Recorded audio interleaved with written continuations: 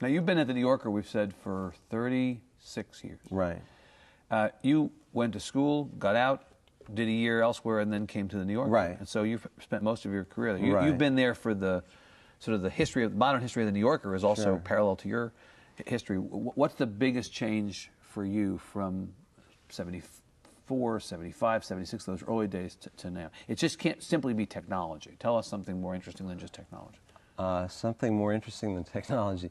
Well, when I first went there, it was weirder. The people didn't. I like where this is going. This is my anticipation. They didn't. Writing in general has changed, I think, or at least what a writer is. And back then, writers could be really, really strange. And now we are more. I guess maybe we've entered the service economy or something, but we're sort of. The strangeness is not so much a part of what we do. Mm-hmm. When I first went to the magazine, somebody said it was like, who I brought there said it was like a sex research clinic, because there were these doors they had opaque windows, you know, and you knew there was somebody in there, but you didn't really know what was going on. And then occasionally you would see somebody. There were people from olden times, like guys like St. Clair McKelway from, you know, the founding days of the New Yorker, who were still around and were really old. And we're not really producing. And weren't writing, but they were there.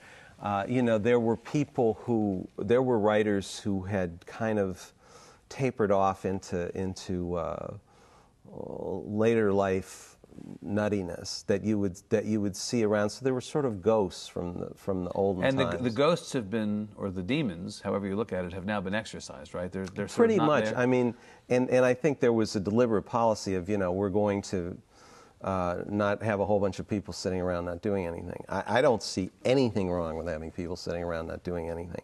You're pro not doing anything. I'm absolutely in favor of it, Yeah. and I would love to get that kind of a gig. Yeah. But but the problem is now you have an iPad app that you have to justify the price of. And so Right, now right. we do come back to technology. I mean, in some ways, the engine of commerce, you know, has to... Well, I mean, you know, for a magazine to be around as long as that's been around, you just have to expect. I mean, magazines are sort of, as you know, banana republics, and you know, some administration comes in and things are this way, and then something else, and they're constantly changing. And you saw the editorship of that magazine change and change and change again over the time you've been there. Right. Well, the editor, when I started working there, the editor had been the editor since before I was born. So he had been the editor from like either late 1950 or early 1951, and I came there in 1974. And then there have been 3 editors since then. Well, the days of an editor staying that longer. Well, I don't know. I certainly hope David Remnick stays that long. Well, we all do too. We're out of time. Ian Frazier, thank you. How much fun to talk. Well, it's great talking Appreciate to you too. Come back again. Ian Frazier, thank you. All right.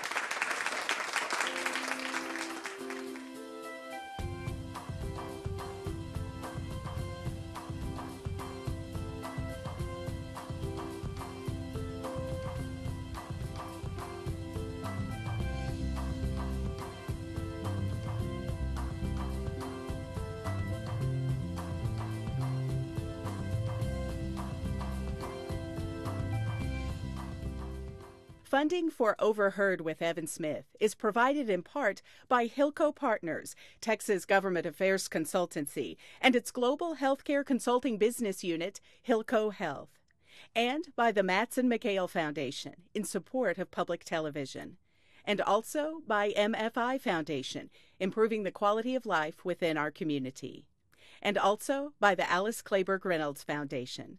And viewers like you, thank you.